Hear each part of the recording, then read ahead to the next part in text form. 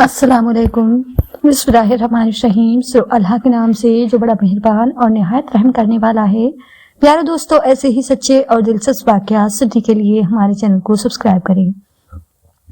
प्यारे दोस्तों, आज की इस वीडियो में हम आपको हजरत इमाम जाफर सादिक अलैहिस्सलाम और कूदो की न्याज का वाक़या सुनाएंगे, जिसे सुनकर आपका ईमान ताजा हो जाएगा। प्यारे दोस्तों, एक शहर में एक गरीब इंसान लकड़ियां काटकर बड़ी मुश्किल से अपना गुजर बसर करता था। यहाँ तक कि दिन ब दिन उस पर कर्ज चढ़ता जा रहा था। एक दिन उस शख्स ने अपनी बीवी से कहा, क्यों ना मैं दूसरे शहर जाकर मेहनत करूं और काम तलाश करूं, ताकि हमारा कर्ज उतर जाए और हमारे हालात बेहतर हो जाएं। उसकी बीवी ने कहा, अगर आपकी यही नीयत है तो ठीक है, मैं आपके लिए दुआ करूंगी, यकीनन अल्लाह ताला हमारी मदद फरमाए। फिर वो शख्स वहां से दूसरे शहर की जानिब निकल गया। दूसरे शहर में उसने बहुत काम तलाश किया, लेकिन उसे काम नहीं मिला। उस शख्स ने वही लकड़ियां काटकर गुजर बसर करना शुरू कर दिया। उसने यह चाहा कि कुछ पैसे जमा कर ले और फिर अपने वतन वापस चला जाए, लेकिन उसकी बीवी दिन रात रोती रहती और दुआ करती रहती थी। जब उनके घर में कुछ भी ना बचा तो वो गुजर औकात करने के लिए शहर के वजीर के पास गई और कहने लगी, मैं गरीब और मजबूर हूँ, मुझे अपने घर में थोड़ी सी जगह दे दें, मैं आपके घर का काम भी करती रहूंगी, जिसके बदले में मुझे बस 2 वक्त का खाना दे दिया करें।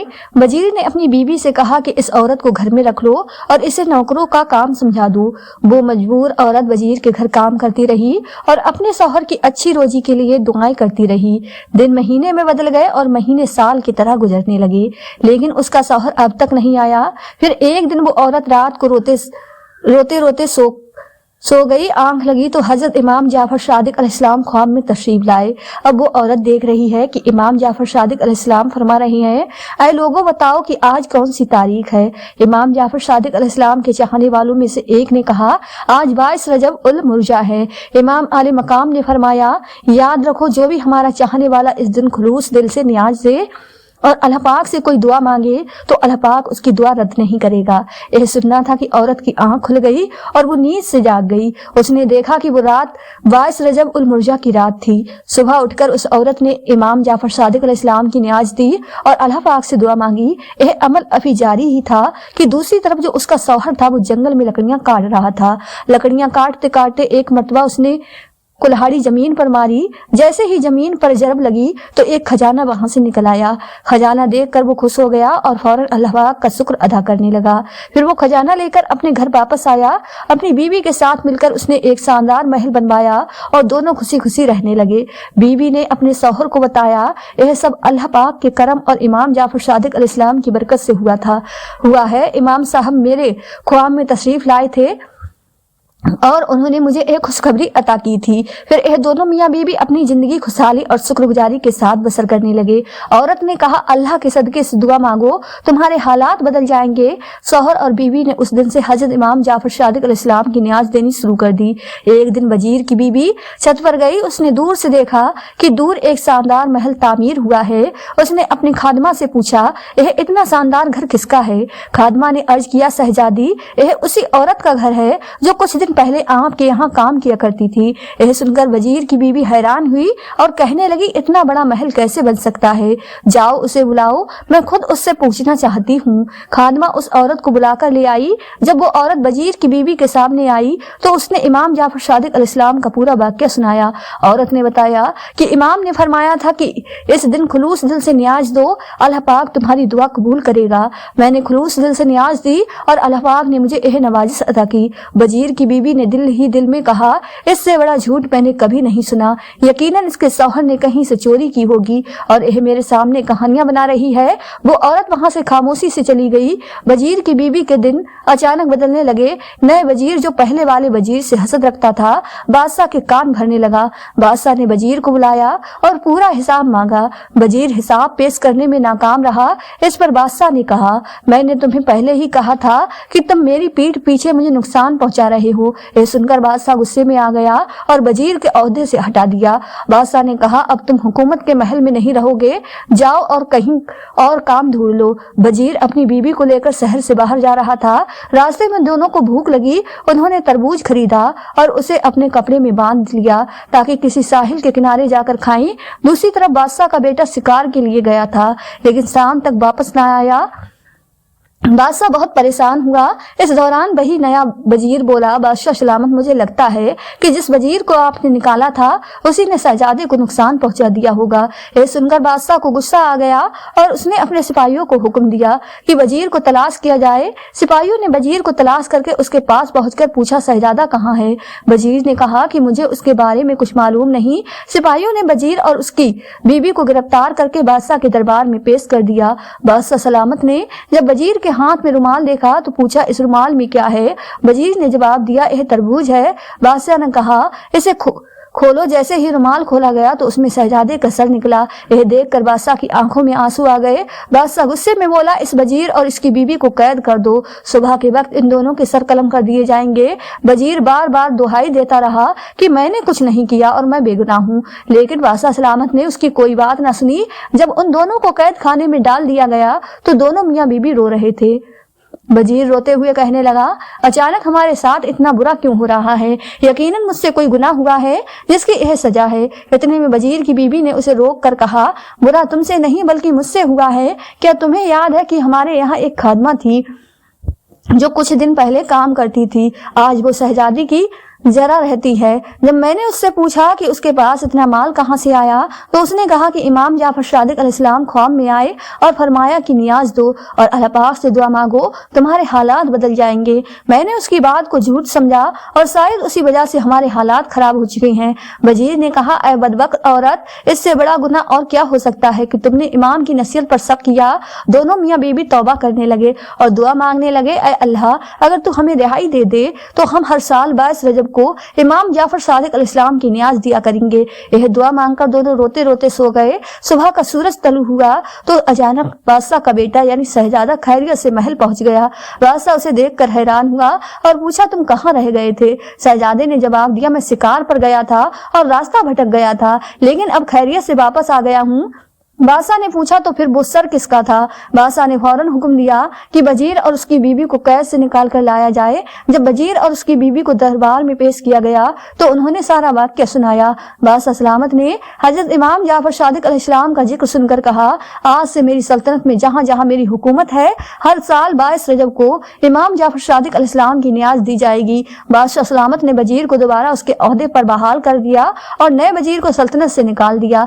حضرت لیث بن سعد رحمۃ اللہ علیہ فرماتے ہیں، میں ایک بار حج کے ارادے سے مکہ مکرمہ حاضر ہوا۔ نماز عصر ادا کرنے کے بعد میں مشرق حرم کے قریب باغ کے جبل ابو قبس پہاڑ کی طرف چل پڑا۔ میں نے دیکھا کہ ایک شخص بیٹھا یہ دعا کر رہا تھا، یا ربی یا ربی، یہاں تک کہ اس کی سانس پھول گئی۔ پھر کہنے لگا، یا اللہ، یہاں تک کہ اس کی سانس پھر پھول گئی، اور پھر وہ کہنے لگا، یا حی قیوم، یہاں تک کہ اس کی سانس پھول گئی۔ پھر کہنے لگا، یا رحمان، یہاں تک کہ اس کی سانس پھر پھول گئی۔ پھر وہ یا ارحم راہن کا وردو کی سانس پھول گئی۔ جب وہ فارغ ہوا تو بارگاہ الہی میں عرض کرنے لگا، یا اللہ، انگور کھانے کی خواہش ہے، مجھے انگور کھلا دے، اور میری چادر پھٹ گئی ہے، مجھے نئی چادر عطا کر دے۔ حضرت لیث بن سعد رحمۃ اللہ علیہ فرماتے ہیں، اللہ رب العزت کی قسم کہ اس کی بات ابھی پوری نہیں ہوئی تھی کہ میں نے ایک ٹوکری دیکھی جو انگوروں سے بھری ہوئی تھی۔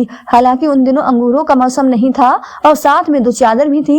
جب اس نے کھانے کا ارادہ کیا تو میں نے کہا، میں آپ کا شریک ہوں۔ جب آپ نے دعا کی تھی تو میں نے آمین کہا تھا۔ اس نے کہا، آئیے، اللہ رب العزت کا نام لے کر کھائیے اور کوئی چیز بچا کر نہ رکھیے گا۔ میں نے آگے بڑھ کر انگور کھانا شروع کر دیے۔ ان انگوروں میں بیج نہیں تھے اور میں نے ایسے عمدہ اور لذیذ انگور پہلے کبھی نہیں کھائے تھے، لہٰذا میں نے خوب سیر ہو کر یعنی پیٹ بھر کر کھائے، مگر ٹوکری میں سے کچھ بھی کم نہ ہوا۔ پھر اس شخص نے مجھے فرمایا، ان چادروں میں سے جو پسند ہو لے لو۔ میں نے کہا، مجھے چادر کی ضرورت نہیں۔ پھر وہ کہنے لگا، تم تھوڑی دیر چھپ جاؤ تاکہ میں انہیں پہن لوں۔ میں آڑ میں ہو گیا۔ اس نے ایک چادر کو تون کے طور پر استعمال کیا اور دوسری اوپر اوڑھ لی۔ پھر اپنی اتاری ہوئی وہ چادر اپنے ہاتھ میں لی اور چل دیا۔ میں بھی اس کے پیچھے چل پڑا، یہاں تک کہ جب وہ صفا اور مروہ کے مقام پر پہنچا تو اسے ایک آدمی ملا اور کہنے لگا، اے اللہ کے پیارے رسول کے بیٹے، مجھے لباس پہنائے۔ اللہ کریم آپ کو لباس پہنائے۔ اس نے دونوں چادر مانگنے والے کے حوالے کر دی۔ میں نے اس آدمی سے پوچھا، اللہ رب العزت آپ پر رحم فرمائے، یہ کون ہے؟ اس نے جواب دیا، یہ حضرت جعفر بن محمد یعنی امام جعفر صادق علیہ السلام ہے۔ حضرت لیث رحمۃ اللہ علیہ فرماتے ہیں کہ اس کے بعد میں نے آپ کو بہت تلاش کیا مگر کہیں نہ پایا، مجھے آپ کی جدائی پر بہت صدمہ ہوا۔ پیارے دوستو، اس سید کے سرتاج اہل بیت کی آنکھوں کے تارے شہید کربلا کے پرپوتے عظیم تابعی بزرگ حضرت امام جعفر صادق علیہ السلام تھے۔ حضرت امام جعفر صادق علیہ السلام کی ولادت بمدینہ منورہ میں ہوئی۔ آپ کی کنیت ابو عبداللہ اور ابو اسماعیل جبکہ لقب صادق، فاضل اور طاہر ہے۔ آپ کو سچ بولنے کی وجہ سے صادق کے لقب سے جانا جاتا ہے، یعنی آپ اس میں بامسمت جیسا لقب تھا ویسا ہی آپ کا مبارک عمل تھا۔ حضرت امام جعفر صادق علیہ السلام کی والد ماجدہ کا نام مبارک حضرت بی بی ام فروا بنت قاسم بن محمد بن ابو بکر صدیق ہے، جبکہ آپ کے والد ماجد کا نام مبارک حضرت امام محمد باقر بن علی زین العابدین بن امام حسین ہے، یعنی امام جعفر صادق علیہ السلام والدہ کی طرف سے صدیقی اور والد محترم کی طرف سے حسینی شید ہیں۔ حضرت امام جعفر صادق علیہ السلام تابعی بزرگ ہیں۔ آپ نے دو جلیل القدر صحابہ اکرام حضرت انس بن مالک اور حضرت سہل بن سعد رضی اللہ تعالی عنہما کی زیارت کی۔ آپ سے آپ کے شہزادے حضرت امام موسیٰ کاظم، امام اعظم ابو حنیفہ، امام مالک، حضرت سفیان ثوری اور حضرت سفیان بن جیسے بڑے بڑے بزرگوں نے فیض پایا۔ ایک شخص کا بیان ہے کہ ہم تابعی بزرگ حضرت امام جعفر صادق علیہ السلام کے ساتھ حج کرنے جا رہے تھی۔ راستے میں ہم ایک جگہ کھجور کے سوکھے ہوئے درختوں کے پاس ٹھہرے۔ امام جعفر صادق علیہ السلام نے آہستہ سے کچھ پڑھا جو میں نہ سمجھ سکا۔ پھر آپ نے ان سوکھے درختوں سے فرمایا، اللہ پاک نے تم میں جو ہمارے لیے رزق پیدا فرمایا ہے اس میں سے ہمیں بھی کھلاؤ۔ اسی وقت میں نے دیکھا کہ کھجوروں کے گچھے آپ کی طرف جھک رہے تھے۔ حضرت امام جعفر صادق علیہ السلام نے مجھ سے فرمایا، قریب آؤ اور بسم اللہ پڑھ کر کھاؤ۔ میں نے ایسی مزیدار کھجور اس سے پہلے کبھی نہیں کھائی تھی۔ حضرت امام جعفر صادق علیہ السلام عالی نسبے کے باوجود حاجی کے پیکر تھے۔ ایک مرتبہ امام اعظم امام ابو حنیفہ رحمۃ اللہ علیہ کے عظیم شاگرد بہت بڑے عالم صوفی بزرگ حضرت داؤد طائی رحمۃ اللہ علیہ نے حضرت امام جعفر صادق علیہ السلام سے عرض کیا، یا حضرت اہل بیت میں سے ہونے کی حیثیت سے مجھے کوئی نصیحت فرمائے، لیکن آپ علیہ السلام خاموش رہے۔ حضرت داؤد طائی نے دوبارہ عرض کی کہ اہل بیت میں سے ہونے کے اعتبار سے اللہ رب العزت نے آپ کو جو فضیلت بخشی ہے اس لحاظ سے نصیحت کرنا آپ کے لیے ضروری ہے۔ یہ سن کر حضرت امام جعفر صادق علیہ السلام نے فرمایا، میں تو خود خوف زدہ ہوں کہ کہیں قیامت کے دن میرے جد اعلیٰ نبی کریم صلی اللہ علیہ وسلم میرا ہاتھ پکڑ کر یہ نہ پوچھ لیں کہ تو نے خود میری پیروی کا حق ادا کیوں نہیں کیا، کیونکہ نجات کا تعلق نسب نہیں اعمال صالح سے ہے۔ یہ سن کر حضرت داؤد طائی رحمۃ اللہ علیہ رو پڑے کہ وہ ہستی جن کے جد امجد اللہ رب العزت کے آخری رسول ہیں، جب ان کے خوف خدا کا یہ عالم ہے تو میں کس گنتی میں آتا ہوں۔ حضرت امام جعفر صادق علیہ السلام کی مبارک طبیعت میں خوش اخلاقی تھی، مبارک ہونٹوں پر مسکراہٹ سجی رہتی تھی، مگر جب کبھی ذکر مصطفیٰ ہوتا تو ذکر رسول اللہ صلی اللہ علیہ وسلم کی ہیبت اور رنگ جرد ہو جاتا۔ کبھی بھی بے وجوہ حدیث پاک بیان نہ فرماتے، نماز اور تلاوت میں مشغول رہتے یا خاموش رہتے۔ آپ کی گفتگو فضول گوئے سے پاک ہوتی تھی۔ حضرت امام جعفر صادق علیہ السلام ظاہری اور باط علوم کے جامع تھے۔ آپ ریاضت، عبادت اور مجاہد میں مسرور تھے۔ امام مالک کا بیان ہے کہ میں ایک زمانے تک آپ کی خدمت میں آتا رہا، میں نے ہمیشہ آپ کو 3 عبادتوں میں سے کسی ایک میں مصروف پایا، یا تو آپ نماز پڑھتے ہوئے ملے، یا تلاوت قرآن میں مشغول ہوتے، یا پھر روزہ دار ہوتے تھے۔ حضرت امام جعفر صادق علیہ السلام اتنی عظمت اور شان کے مالک ہونے کے باوجود موت کو یاد کرتے آپ رات کو قبرستان میں تشریف لے جایا کرتے اور فرماتے، اے قبر والو، کیا بات ہے کہ میں تم لوگوں کو پکارتا ہوں تو تم کوئی جواب نہیں دیتے۔ پھر آپ فرماتے، افسوس میرے اور تمہارے درمیان پردہ ہو گیا ہے، لیکن آئندہ میں بھی تمہارے ہی جیسا ہو جانے والا ہوں۔ آپ یہی فرماتے رہتے یہاں تک کہ صبح صادق ہو جاتی تو آپ نماز فجر کے لیے مسجد میں تشریف لے جاتے تھے۔ آپ رحمۃ اللہ علیہ فرماتے ہیں کہ اے ابن آدم، کسی چیز کے نہ ہونے پر تو کیوں غم کرتا ہے؟ یہ غم کرنا اس چیز کو تیرے پاس واپس نہیں لائے گا، اور کسی موجود چیز پر کیوں تکبر کرتا ہے؟ موت اس کو تیرے ہاتھ میں نہیں چھوڑے گی۔ پیارے دوستو، حضرت امام جعفر صادق علیہ السلام شریعت کے ملم، طریقت کے امام اور ائمہ شریعت اور طریقت کے استاد ہیں۔ حضرت امام اعظم ابو حنیفہ نعمان بن ثابت کوفی رحمۃ اللہ علیہ، حضرت امام مالک رحمۃ اللہ علیہ، حضرت یحییٰ ابن سعید، حضرت سفیان ثوری، حضرت سفیان ابن انا، حضرت شیبہ، حضرت ابو ایوب سخت یعنی وغیرہ رضی اللہ تعالی عنہما اجمعین آپ کے حلقہ کلام جا میں شامل ہیں۔ ایک دفعہ کسی شخص نے آ کر عرض کیا، اے ابن رسول، مجھے خدا کا دیدار کرواؤ۔ حضرت امام جعفر صادق علیہ السلام نے ارشاد فرمایا، کیا تو نے حضرت موسیٰ علیہ السلام کا قصہ نہیں سنا؟ ان کو کہا گیا تھا کہ تو نہیں دیکھ سکے گا۔ اس شخص نے عرض کیا، سنا تو ہے، لیکن میں امت محمدیہ صلی اللہ علیہ وسلم سے ہوں۔ آپ کی امت کا ایک شخص ایک فریاد کرتا ہے کہ میرے دل نے اپنے خدا بند کریم کو دیکھا۔ چنانچہ آپ نے غلاموں سے فرمایا کہ اس شخص کو باندھ کر دریا دجلہ میں پھینک دو۔ غلاموں نے حضرت امام جعفر صادق علیہ السلام کے حکم کی تعمیل کی۔ جب اس شخص کو دریا میں پھینک دیا گیا اور پانی نے اس کو اوپر کی طرف اچھالا تو حضرت امام جعفر صادق علیہ السلام نے دریا کو مخاطب کر کے کہا، اس کو نیچے اوپر خوب گوتے دے۔ حضرت امام جعفر صادق علیہ السلام دریا کو کہتے رہے اور دریا اس کو نیچے اوپر اچھالتا رہا۔ جب اس کی حالت غیر ہو گئی تو اس نے کہا، اے خدا بند، مجھے بچا لے۔ جیوں ہی آپ نے یہ لفظ سنے تو غلاموں کو حکم دیا کہ اس کو فوراً نکال لو۔ چنانچہ جب اس کو کچھ دیر کے بعد ہوش آیا تو آپ نے اس سے پوچھا، کیا تو نے خدا بند کریم کو دیکھا؟ اس نے کہا، اے رسول صلی اللہ علیہ وسلم کے فرزند، جب تک میں خدا کے سوا غیر سے امداد کا طالب رہا تو ایک حجاب سا دل میں محسوس کرتا رہا، لیکن جب خدا بند پر بھروسہ کیا تو میرے دل میں ایک سوراخ کی راز سے روشنی محسوس ہوئی، جس کی وجہ سے بالکل اطمینان ہو گیا۔ حضرت امام جعفر صادق علیہ السلام نے اس سے فرمایا، اب تو اپنے دل کے سوراخ کی حفاظت کر۔ اس واقعے سے ثابت ہوتا ہے کہ اللہ تبارک و تعالیٰ نے دریا کو آپ کے تابع کر دیا تھا، جو آپ کے حکم سے اس شخص کو اوپر نیچے غوطہ دے رہا تھا۔ خلیفہ منصور کے دربار میں ابت پرداس اور چغل خور نے حضرت امام جعفر صادق علیہ السلام پر یہ بہتان لگایا کہ وہ خلافت کے خلاف فتنہ اٹھانا اور خون ریزی کرنا چاہتے ہیں۔ خلیفہ منصور نے آپ کو بلایا اور پوچھا۔ حضرت امام جعفر صادق علیہ السلام فرمانے لگے، خدا کی قسم، میں نے کوئی ایسی بات نہیں کہی۔ اگر تمہیں کوئی ایسی خبر ملی ہے تو کسی جھوٹے سے ملی ہے۔ منصور نے بدگوہوں سے قسم اٹھانے کو کہا تو اس نے یوں قسم شروع کر دی، قسم ہے اس پروردگار کی جس کے سوا کوئی معبود نہیں اور وہ غیب و شہادت کا جاننے والا ہے۔ امام جعفر صادق علیہ السلام نے خلیفے سے کہا، یوں نہیں، میں اسے قسم دلاتا ہوں۔ منصور نے کہا کہ آپ تلقین فرمائیں۔ حضرت امام جعفر صادق علیہ السلام فرمانے لگے، اس طرح کہو، اللہ کی ضمانت سے ہٹ کر اپنے کرتوت کی آڑ لے کر کہتا ہوں کہ امام جعفر صادق علیہ السلام نے ایسا ایسا کیا اور ایسا ایسا کہا۔ پہلے تو اسے تعامل ہوا اور پھر اسی طرح قسم کھا بیٹھا۔ ابھی قسم تمام نہیں ہوئی تھی کہ وہ گرا اور مر گیا۔ منصور نے حکم دیا کہ اس کی ٹانگ گھسیٹ کر مجلس سے باہر پھینک دیا جائے اور امام صاحب سے عرض کیا کہ آپ اس سے پاک ہیں جو اس نے آپ کی نسبت بکا تھا۔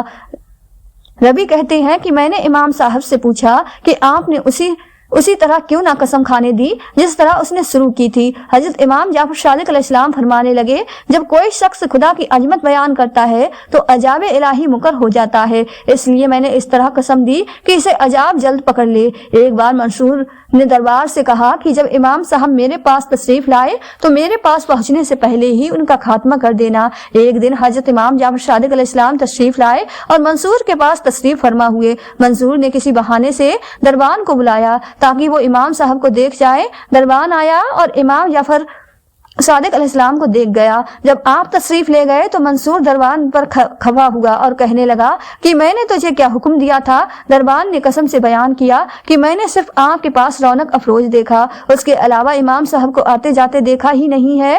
داؤد عباسی نے حضرت امام جعفر صادق علیہ السلام کے غلام کو قتل کر دیا اور اس کا تمام مال اسباب لے لیا۔ امام صاحب اس کے پاس تشریف لے گئے اور چادر زمین پر بچھا دی اور اسے سرجن کی۔ پھر فرمایا، تو میری بددعا سے نہیں ڈرتا؟ اس نے اجرا تمسکر سے کہا، کیا تم مجھے اپنی بددعا سے ڈراتے ہو؟ امام صاحب تشریف لے آئے، تمام رات نماز میں گزاری، صبح کے وقت بددعا فرمائی۔ اسی وقت خبر آئی کہ داؤد کو لوگوں نے مار ڈالا ہے۔ ابو بصیر کہتے ہیں کہ میں اپنی کنیج کے ساتھ مدینہ منورہ حاضر ہوا، رات کو اس کے ہمراہ سب باس ہوا، صبح حمام کی جانب جا رہا تھا کہ ایک گروہ نظر آیا جو زیارت امام جعفر صادق علیہ السلام کو جا رہا تھا، میں بھی ساتھ ہو لیا۔ کاسا امام پر پہنچا تو نگاہ امام مجھ پر پڑی۔ فرمایا، اے ابو بصیر، کیا تم نہیں جانتے کہ پیغمبروں اور ان کی اولاد کے گھر حالت جناب میں نہیں جاتے؟ ابو بصیر نے عرض کیا، حضور، یہ گروہ حاضر ہو رہا تھا، میں ڈرا کہ موا دولت زیارت ہاتھ سے نہ نکل جائے۔ मैं अब तौबा करता हूँ और आइंदा ऐसा नहीं करूंगा। एक शख्स को मंसूर ने कैद कर दिया था। उसका एक दोस्त अरब के दिन बाद अज नमाज असर इमाम जाफर सादिक अलैहिस्सलाम से मिला। इमाम साहब ने पूछा, तुम्हारा दोस्त रिहा हुआ या नहीं? उस शख्स ने अर्ज किया, नहीं। हजरत इमाम जाफर सादिक अलैहिस्सलाम ने दस्ते दुआ दराज फरमाई और फरमाया, खुदा की कसम वो रिहा हो गया।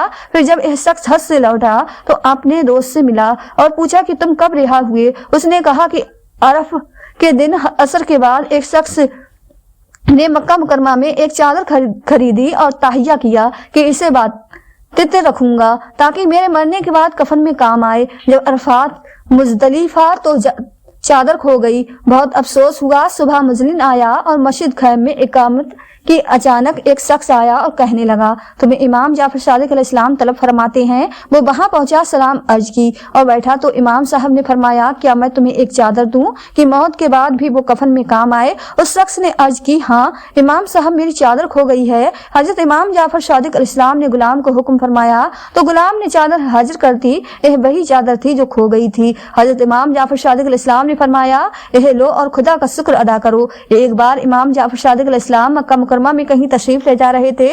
रास्ते में आपने एक बड़ैया को देखा कि वो अपने बच्चों के साथ खड़ी है और वो और बच्चे जारो कतार रो रहे हैं। उनके पास ही एक गाय मरी पड़ी थी। हजरत इमाम जाफर सादिक अलैहिस्सलाम ने रोने का सबब पूछा तो बुढ़िया ने कहा कि मेरे और मेरे बच्चों के मुस्का जरिया सिर्फ यही गाय थी, अब हमारा क्या होगा? हजरत इमाम जाफर सादिक अलैहिस्सलाम फरमाने लगे, क्या तू चाहती है कि खुदा इसे जिंदा फरमा दे? बुढ़िया ने कहा कि इस मुसीबत के वक्त तुम मेरा मजाक बनाते हो। इमाम साहब ने फरमाया, नहीं मजाक नहीं। फिर इमाम जाफर सादिक अलैहिस्सलाम ने दुआ फरमाई, गाय को ठोकर लगाई और आवाज दी। गाय तंदुरुस्त और तवाना चलती फिरती जिंदा होकर खड़ी हो गई। हजरत इमाम जाफर सादिक अलैहिस्सलाम लोगों के हुजमे में चुपके से तशरीफ ले आए और बुढ़िया को मालूम भी न हो सका कि यह हजरत कौन थे। एक हाजी साहब खिदमत अकदर में हाजिर हुए और अर्ज की, या इमाम, मैं हज को जा रहा हूँ, यह 10,000 दिरहम ले और मेरे लिए एक मकान खरीद लें। हज से फराग के बाद मैं लौटकर अहलो अयाल समेत उसमें इकामत गुज़र हूँगा। इमाम साहब ने यह तमाम रकम राह खुदा में सिर्फ फरमा दी।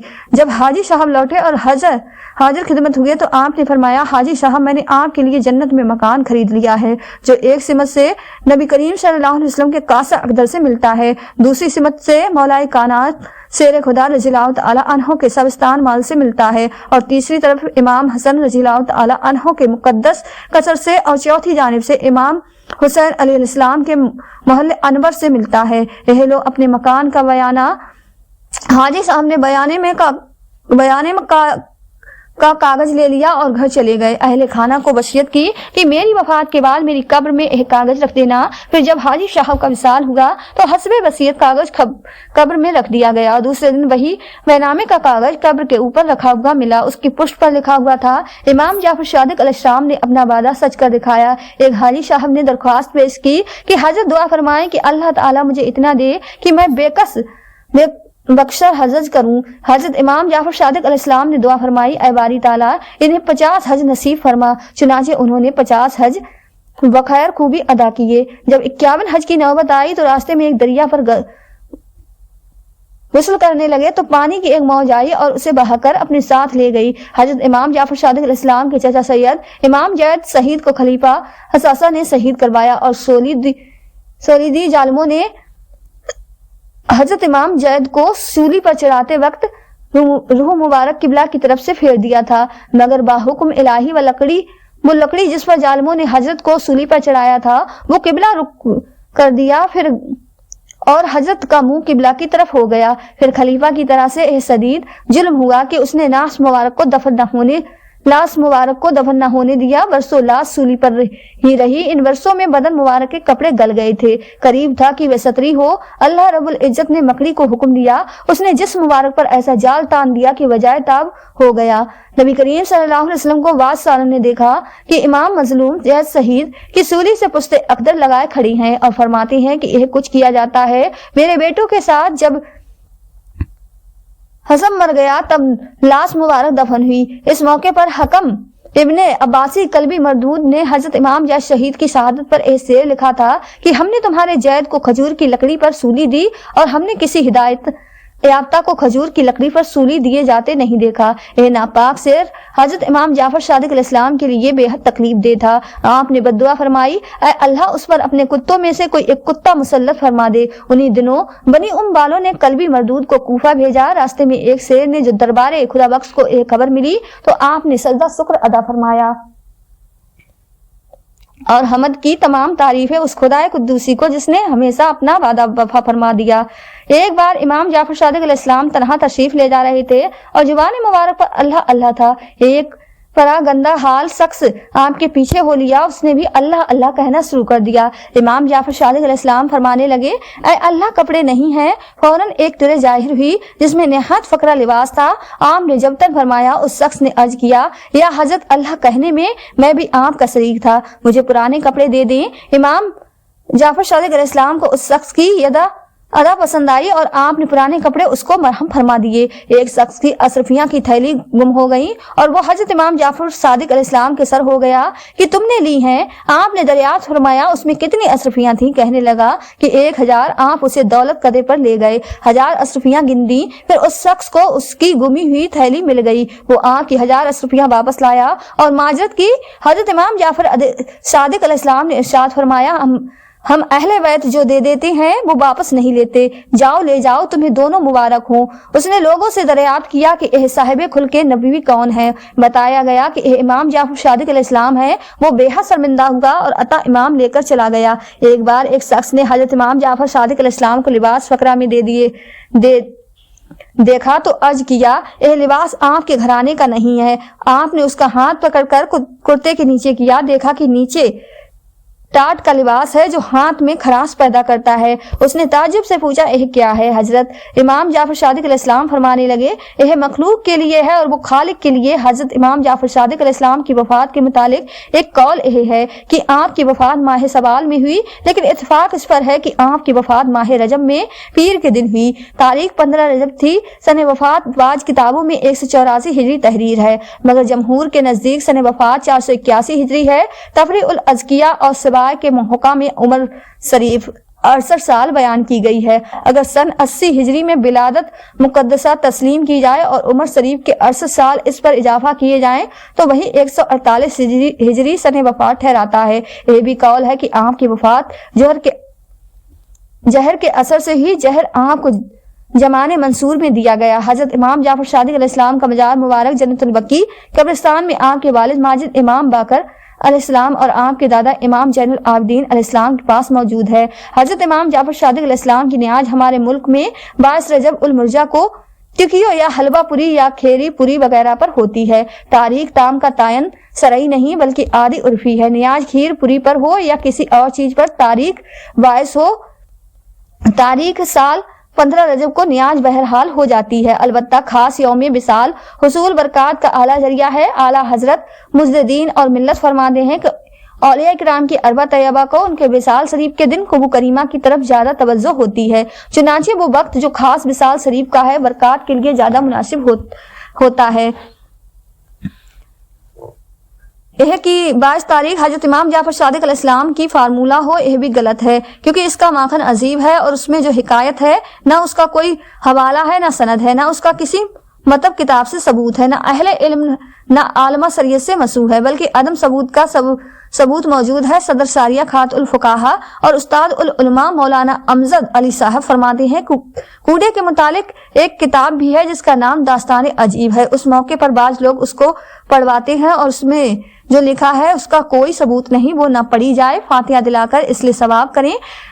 ऐसा ही बल्कि इससे ज्यादा सख्त हजरत अल्लामा महमूद उल हसन साहिब जैदी अलवरी साहिब रहमतुल्लाह अलैह ने लिखा है, फकीर ने आज से 26 साल पहले 6 रजब 1360 हिजरी में फतवा दिया था। हजरत इमाम जाफर सादिक अलैहिस्सलाम की सैकड़ों करामात आफ्ताब नीम रोज से ज्यादा जाहिर बातिन है और खास यह वाकया भी आपसे बात नहीं। अगर आप चाहते तो ऐसे 28,000 वाकया दिखा सकते थे, लेकिन यहाँ कलाम सिर्फ इसमें है कि यह वाकया हुआ या نہیں تو ہم اس واقعے کی کوئی سند نہیں پاتے۔ کتاب جعفر حضرت امام جعفر صادق علیہ السلام کے علوم اور اسرار کی حامل ہے اور آپ ہی کی تصنیف لطیف ہے۔ اعلیٰ حضرت امام اہل سنت امام احمد رضا خان فاضل بریلوی رحمۃ اللہ علیہ نے ارشاد فرمایا کہ جعفر سے جو جواب نکلے گا ضرور حق ہوگا کہ یہ علم اولیاء کرام کا ہے، اہل بیت اجماع کا ہے، امیر المومنین علی المرتضیٰ کا ہے۔ اس سے معلوم ہوتا ہے کہ جعفر کے بانی اول مولا کائنات ہیں۔ کتاب جعفر میں شاید امام جعفر صادق علیہ السلام نے اسے مسروح و مبعوث فرمایا ہے، یہ اللہ تبارک و تعالی ہی خوب جانتا ہے۔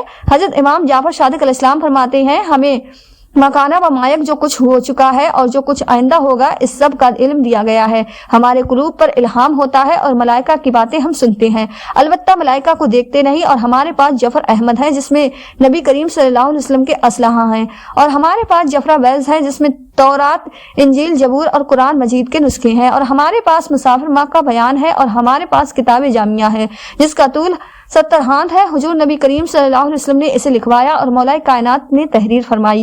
خدا کی قسم لوگ قیامت تک اس کے محتاج ہیں۔ کتاب جعفر اور جامع کی جماعت کا یہاں سے اندازہ ہوتا ہے کہ حضرت امام علی رضا علیہ السلام جو آپ کے پوتے ہیں، انہیں جب مامون اور رشید نے اپنا ولی عہد بنانا چاہا تو آپ نے انکار فرما دیا۔ اسرار اور وصیہ کے بعد جب نوبت بعد و تحقیق تک آ پہنچی تو آپ نے اکراہن قبول فرمایا اور اس باب میں ایک فصل تحریر فرمائی جس کے آخر میں آپ نے ارشاد فرمایا کتاب جعفر اور جام اس کے خلاف پر دلال کرتی ہے، چنانچہ ایسا ہی ہوا۔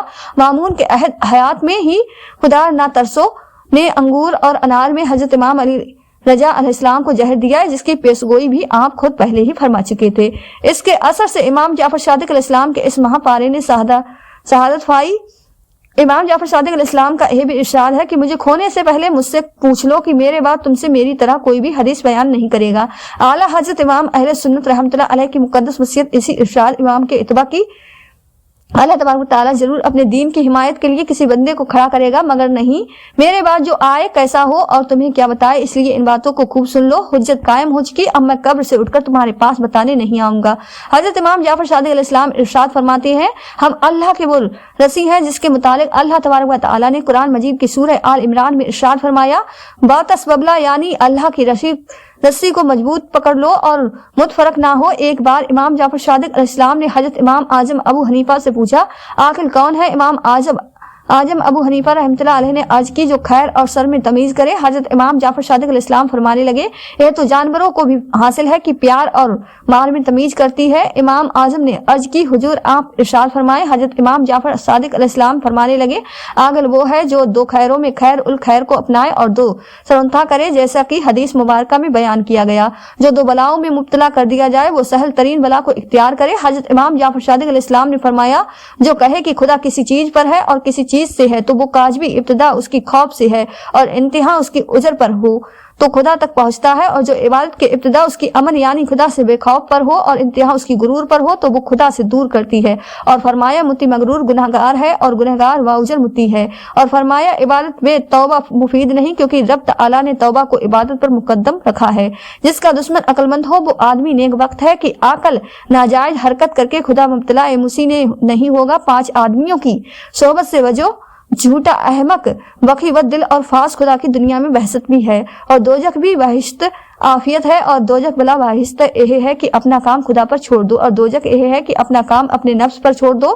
ایک بار امام صاحب نے حضرت سفیان ثوری سے فرمایا اے سفیان جب خدا تمہیں یت عطا فرمائے اور تم اسے ہمیشہ باقی رکھنا چاہو تو اکثر حمد اور شکر میں مشغول رہا کرو، کیونکہ اللہ تبارک و تعالیٰ ارشاد فرماتا ہے اگر تم شکر کرو گے تو میں تمہیں زیادہ دوں گا، اور اگر رزق میں تنگی پاؤ گے تو کثرت سے استغفار کرو، کیونکہ رب تعالیٰ کا فرمان ہے اپنے رب سے استغفار کرو بے شک وہ غفار ہے، تم پر آسمان سے بارش فرمائے گا۔ اور جب کسی بادشاہ کا یا حاکم کے حکم سے رنج و غم لاحق ہو تو لا حول ولا قوت الا باللہ علی عظم پڑھ لیا کرو، اس لیے کہ ایک خوشی کی کنجی اور خزانوں میں سے ایک خزانہ ہے۔ حدیث شریف میں ارشاد فرمایا گیا ہے کہ لا حول ولا قوت الا باللہ جنت کے خزانوں میں سے ایک خزانہ ہے۔ امام جعفر صادق علیہ السلام فرماتے ہیں کہ لا حول 999 بیماریوں کی دوا ہے جس میں سے سب سے آسان تر غم ہے، اور فرمایا لا حول پڑھنے والے پر تکلیف سے خلاصی ملنے کے 70 دروازے کھلتے ہیں۔ ان تکالی میں سب سے ہلکی فقیری ہے۔ حضرت امام جعفر صادق علیہ السلام نے ایک بار اپنے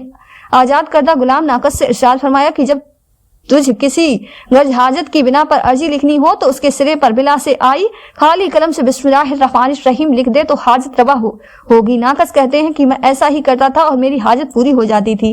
ربی کہتے ہیں کہ جب آپ خلیفہ منصور کے دربار میں تشریف لائے تو لب ہائے مبارک جنبش کرتے ہوئے جس قدر جنبش میں جاتی ہوتی گئی اتنا ہی منصور کا غصہ کم ہوتا گیا، یہاں تک کہ وہ آپ کو اپنے پاس بٹھاتا اور آپ سے خوشنور ہوتا۔ ربی کہتے ہیں کہ میں نے امام صاحب سے پوچھا کہ حضور منصور سب سے زیادہ آپ پر غضبناک تھا، مگر آپ نے کیا پڑھا کہ اس کا غصہ تبدیل ہو گیا؟ فرمایا میرے دادا حضرت امام حسین علیہ السلام نے ایک دعا فرمائی تھی جو میں نے اس وقت پڑھی تو منصور کا غصہ فر ہو گیا۔ ربی کہتے ہیں کہ میں نے یہ دعا یاد کر لی اور جس سختی کے وقت میں پڑھی تو وہ سختی ختم ہو گئی۔ ایک بار حضرت امام جعفر صادق علیہ السلام نے اپنے غلاموں سے فرمایا آؤ ایک دوسرے کی بات کریں اور عہد کریں کہ ہم میں سے جو بھی قیامت کے دن نجات پائے سب کی شفاعت کریں۔